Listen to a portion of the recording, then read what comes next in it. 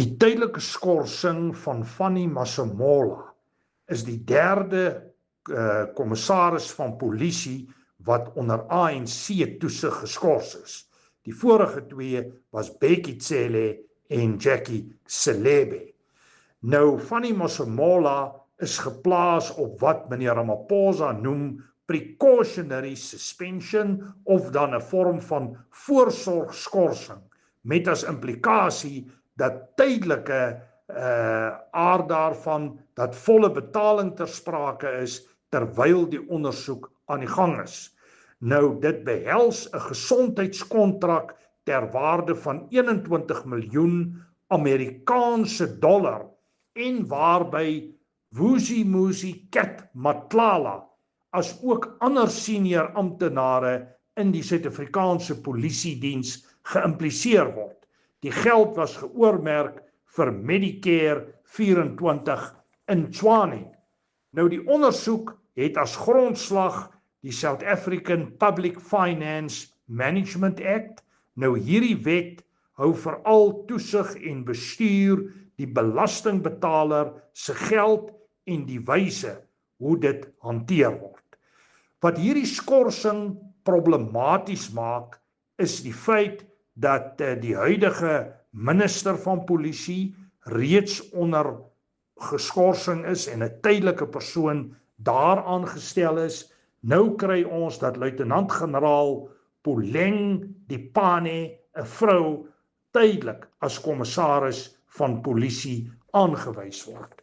Dit is baie duidelik dat ons hier te make het met ernstige sistemiese en endemiese korrupsie waarin syndikaate betrokke is wat weer eens die beeld skep van dit wat ons al in die literatuur optel as Suid-Afrika as 'n maffiastaat of Suid-Afrika as 'n misdaadstaat. Die groot probleem is egter dat die polisie verantwoordelik is vir wet en orde en in belang van die burgery behoort op te tree. En hier sien ons nou letterlik dat wolf skaapwagter gemaak word en dit raak nie net van die Masemola nie, dit impliseer eintlik die hele top-elite van die polisie, soos verlede jaar deur die hoof van die polisie in KwaZulu-Natal, luitenant-generaal Makwanasi, op 'n wyse reeds aangedui en voorspel is. Dit bevestig ook die getuienis en tydelike bevindinge wat ons gesien het by die Matslanga-kommissie, sowel as wat aan die gang is in terme van die ad hoc komitee, en van hierdie bewyse lê ook in die breër Zondo-kommissie. Wat baie duidelik is dat die Suid-Afrikaanse polisiediens met 'n baie ernstige probleem sit en dat daar 'n groot proses van huisskoonmaak sal moet plaasvind.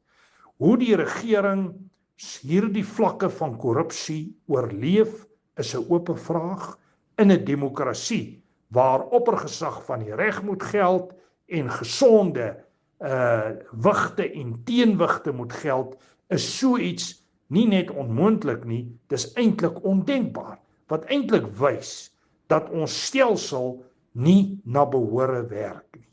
En dit beteken vir my weer eens dat voordat ons nie korrupsie, staatskaping, nepotisme en die misdaadstaat verwyder nie, ons eintlik nie kan praat van 'n gekonsolideerde demokratiese bestel in Suid-Afrika.